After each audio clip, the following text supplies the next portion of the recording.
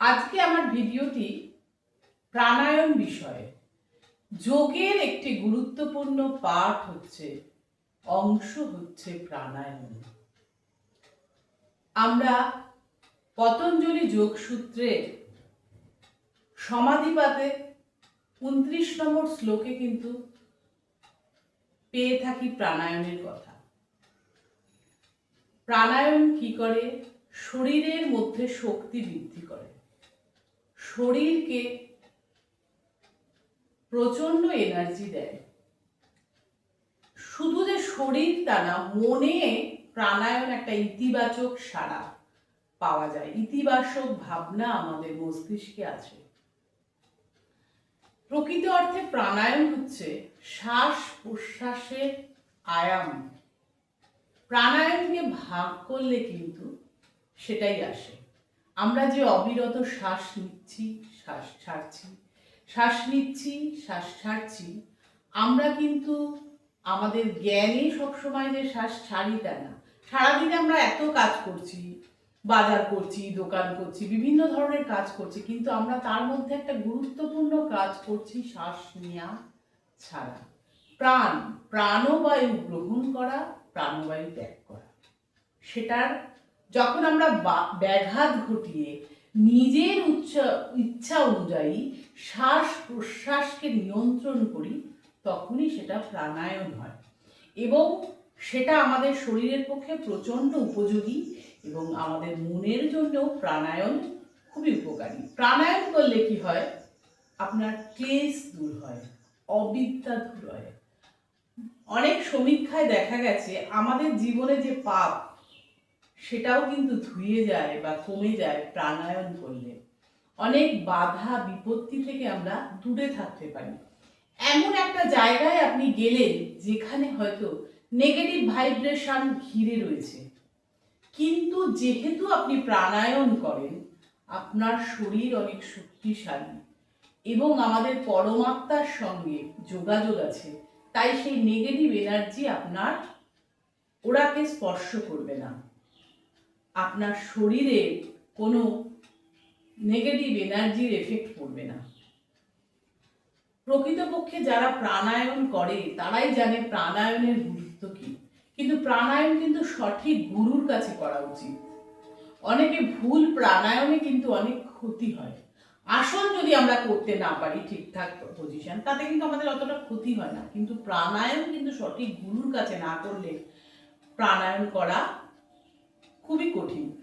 এখন প্রাণায়ামকে অনেক সহজ করে দিয়েছে। শাস্ত্রীয় মতে যে প্রাণায়াম ছিল, সেটাতে প্রত্যেক প্রাণায়ামে আমাদের কুম্ভক ছিল, কিন্তু এখন আধুনিক অ্যাডভান্স যোগায় প্রাণায়ামে কুম্ভকের প্রশ্ন বাদ দিয়ে দিয়েছে।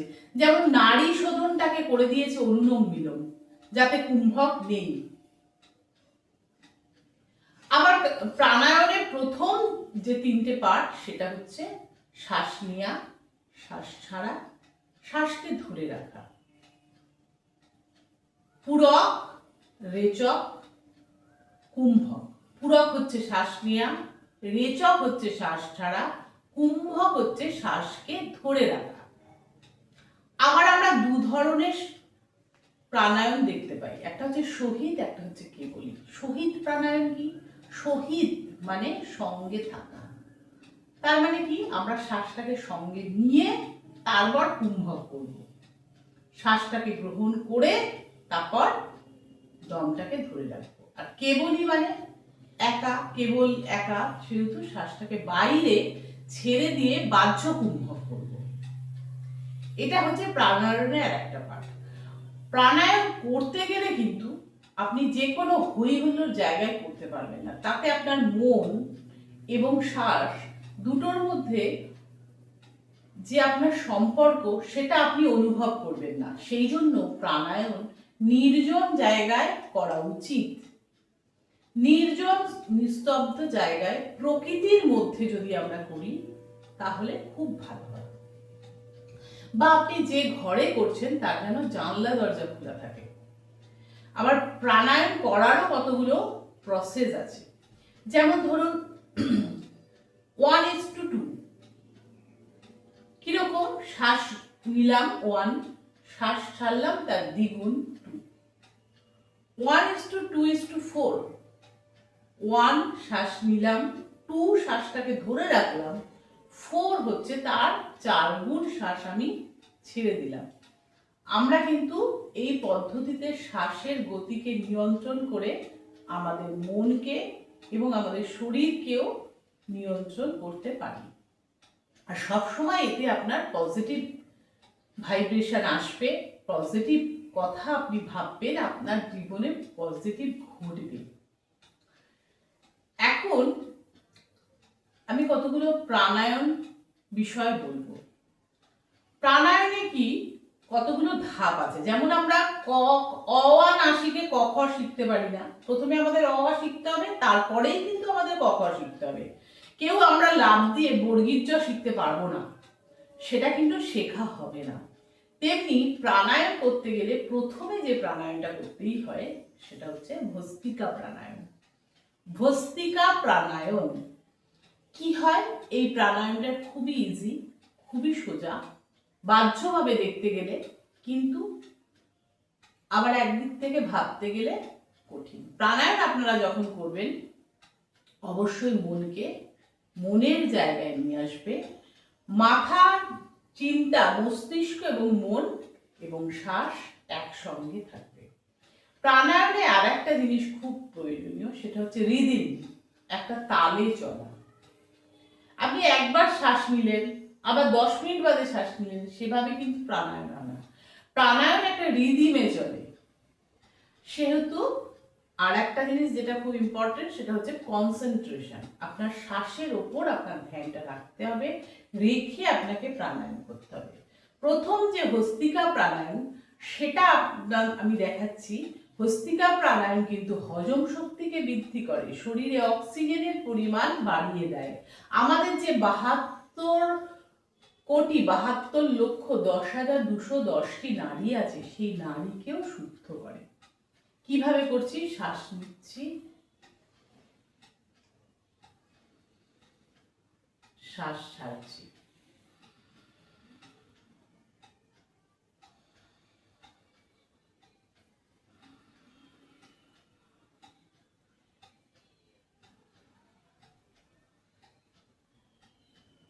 ওয়ান ইস টু 2 অনুপাতে করছি, যতটা শ্বাস নিচ্ছি তার দ্বিগুণ শ্বাস আমি ছাড়ছি।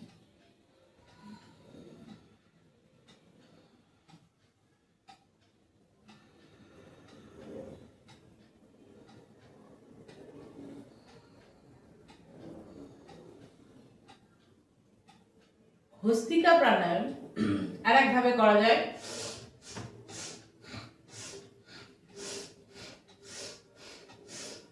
একটু উচ্চ গতিতে, এটাও ভস্ত্রিকা প্রাণায়ামে করা যায়। আচ্ছা, ভস্ত্রিকা প্রাণায়াম করবেন যখন, আপনারা কিন্তু মনকে অবশ্যই শ্বাসের গতির সঙ্গে মিলিয়ে রাখবেন। শ্বাসটা কোন দিকে যাচ্ছে সেদিকে ধ্যান দিয়েই আপনারা প্রাণায়াম করবেন। ভস্ত্রিকা প্রাণায়াম দীর্ঘদিন করলে, যাদের মির্গি রুগী আছে, তাদের মাথায় অক্সিজেন সঠিকভাবে পৌঁছয় না, তাদের কিন্তু ভীষণ উপকার হয়। অ্যাজমা রুগীরাও শ্বাস প্রশ্বাসের ব্রিদিং এক্সারসাইজের এই প্রাথমিক ভস্ত্রিকা প্রাণায়ামটি করতে পারে। সেকেন্ড যেটা বলবো, ভস্ত্রিকা প্রাণায়ামের পর আমরা যেটা করি অনুলোম বিলোম প্রাণায়াম। অনুলোম বিলোম প্রাণায়ামে ভীষণ সোজা। হাই প্রেশার, সুগার, প্যারালাইজড রুগী, থাইরয়েড আছে যার, সমস্ত রুগীরাই সবাই অনুলোম বিলোম প্রাণায়াম করতে পারে। একে মাদার অফ প্রাণায়াম বলা হয়। মা যেমন একটা শিশুকে যত্ন করে মানুষ করে, অনুলোম বিলোম প্রাণায়াম কিন্তু আমাদের শরীরের পক্ষে ভীষণ উপকারী। আমাদের অনেক সময় দেখা যায় নাকের ছিদ্রে, এটা অনেকেরই দেখা যায়, কোনো একটা ছিদ্রে হয়তো একটু জাম থাকে বা কোনো কারণে হয়তো মাসেল বেশি থাকে, যার জন্য পলিক জমে, পলিক হয়ে যায়, নাকের ভেতরে একটা নির্দিষ্ট মাংসপেশি ফুলে ওঠে। তারা কিন্তু অনুলোম বিলোম প্রাণায়াম করতে পারে। ধীরে ধীরে তার ওই মাংসপেশিটি ফোলাটি কমে যাবে, শ্বাস পরিষ্কার হবে, তাতে মাইগ্রেন কমবে, রোগ যে বেরোলেই যে আমাদের মাথার যন্ত্রণা করে এগুলো কমবে। তাহলে অনুলোম বিলোম প্রাণায়াম কি করে করব দেখে নিন। আমি নাসিকা মুদ্রা ধরছি। আপনারা যদি মুদ্রা ধরতে না পারেন তাহলেও কোনো অসুবিধা নেই, দুটো আঙুল দিয়ে করবেন, বৃদ্ধা আঙুল আর তর্জনী দিয়ে করবেন। আমি কিন্তু নাসিকা মুদ্রা ধরছি। মুদ্রারও কিন্তু একটা এফেক্ট আছে প্রাণায়ামের ক্ষেত্রে। প্রাণায়ামের কুম্ভকের সাথে সাথে মুদ্রার একটা প্রভাব পড়ে। সবসময় বাঁ দিক দিয়ে আমরা শ্বাস নেব, ডান দিক দিয়ে শ্বাসটাকে ছাড়ব। বাঁ দিক দিয়ে শ্বাসটাকে নেব, ডান দিক দিয়ে শ্বাসটাকে ছাড়ব।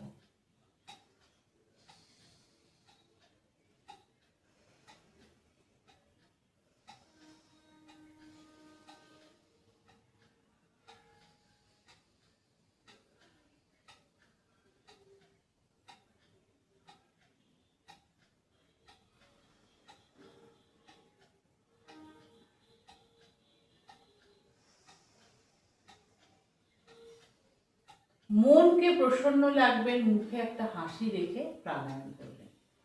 নাড়ি শোধন বা অনুলোম বিলোম প্রাণায়ামও প্রত্যেকটা শিরা বা উপশিরা আমাদেরকে শুদ্ধ করে।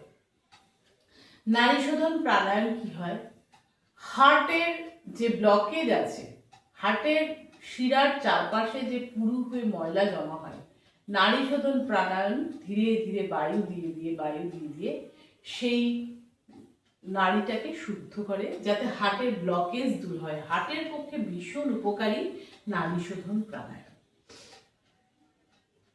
আমাদের যে এই যে শরীরকে আমরা 3 রকম ভাবে শুদ্ধ করতে পারি, একটা জল দিয়ে, একটা বায়ু দিয়ে। এই যে জল অতিরিক্ত খেলে বা জল যদি কম খাওয়া হয় তাহলে কিন্তু আমাদের শরীরে অর্গানের ডিস্টারবেন্স আসে, আবার বেশি খেলেও ডিস্টারবেন্স হয়। কোষ্ঠকাঠিন্যের জন্য আমরা অনেক সময় বলি যে একটু পরিমাণ মতো জলটা খাও, সময় সময় জলটা খাও, দেখো তোমার কোষ্ঠকাঠিন্য অনেকটাই দূর হবে। তেমনি বায়ু দিয়েও কিন্তু আমরা শরীরকে শুদ্ধ করতে পারি, আমাদের কোষ্ঠকাঠিন্যও দূর করতে পারি। আচ্ছা, এরপরে যে প্রাণায়ামটা বলবো সেটা হচ্ছে উজ্জায়ী প্রাণায়াম। উজ্জায়ী প্রাণায়াম ভীষণ এফেক্টিভ হচ্ছে থাইরয়েডের জন্য। উজ্জায়ী প্রাণায়াম গলায় বিশুদ্ধি চক্রের উপর আমরা চাপ দিয়ে উজ্জায়ী প্রাণায়াম করি। গলা দিয়ে আমি আওয়াজটা বলব, শ্বাস স্বাভাবিক হবে, শ্বাস নিয়ে নেবো, তারপর আমি উজ্জায়ী প্রাণায়াম করব।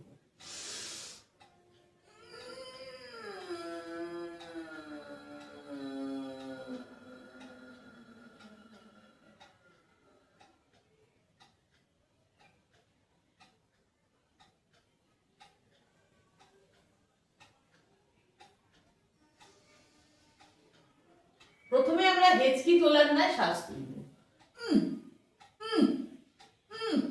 তারপর শ্বাসটাকে ধরে নেব।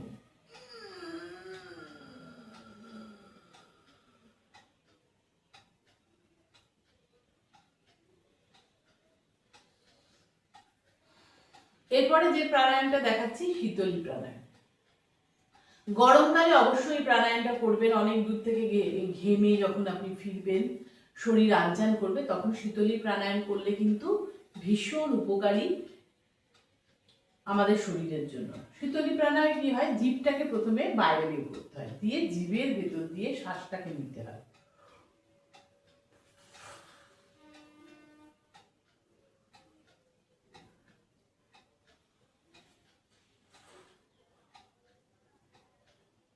যাদের হাই প্রেশার আছে তারা এটা করতে পারেন। আপনার 4 বার 5 বার করার পরেই আপনি বুঝতে পারবেন আপনার শরীর আস্তে আস্তে ঠান্ডা হয়ে যাচ্ছে। শীতলী প্রাণায়াম আরো উপকারী হচ্ছে যাদের অ্যালার্জি আছে, বিভিন্ন টাইপের অ্যালার্জি আছে। কোথা দিয়ে জল পড়ছে সেই জলের আওয়াজ শুনে কিন্তু আমাদের শরীরের মধ্যে একটা চিরবির চিরবির চিরবির চিরবির করতে থাকে, একটা অস্বস্তি বোধ হয়। এগুলো এক ধরনের অ্যালার্জি। কাউকে দেখে এত বিরক্তি লাগে যে কোনো কারণ নেই, কিন্তু তাকে দেখে আমাদের প্রচন্ড রাগ হচ্ছে। একজন মানুষ এসে সামনে দাঁড়ালো, আমি রেগে গেলাম। এগুলো এক ধরনের অ্যালার্জি। এগুলো কিন্তু শীতলী প্রাণায়ামে করে। তারপরে হচ্ছে শীতকারী প্রাণায়াম। শীতকারী প্রাণায়াম আমরা কিভাবে করব, দাঁত দিয়ে শ্বাস নেব। এতে দাঁতের মাড়ির ব্যায়াম হয়, দাঁতের ব্যায়াম হয়, আমাদের চোয়াল, এই পোর্শনে ব্যায়াম হয়, মুখের ভেতরটা ভালো থাকে, তার সঙ্গে সঙ্গে আমাদের শরীর ঠান্ডা করে। কিভাবে করছি? দাঁত দুটো চেপে, জিভটা থাকবে উপরের টাঙের উপর,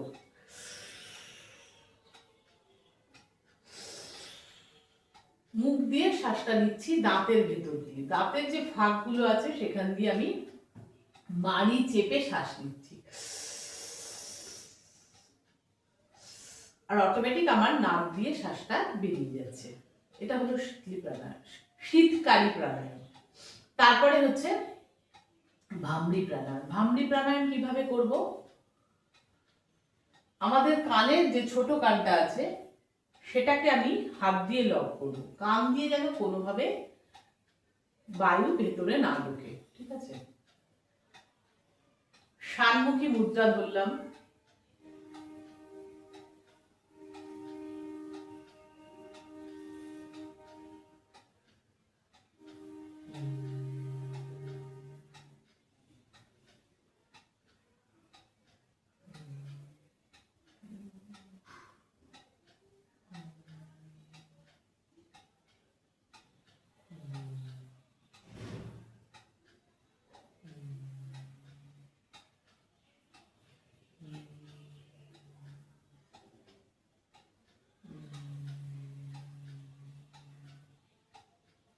মুখ দিয়ে ভ্রমরের মতো আওয়াজ করব বা ওমও বলতে পারি।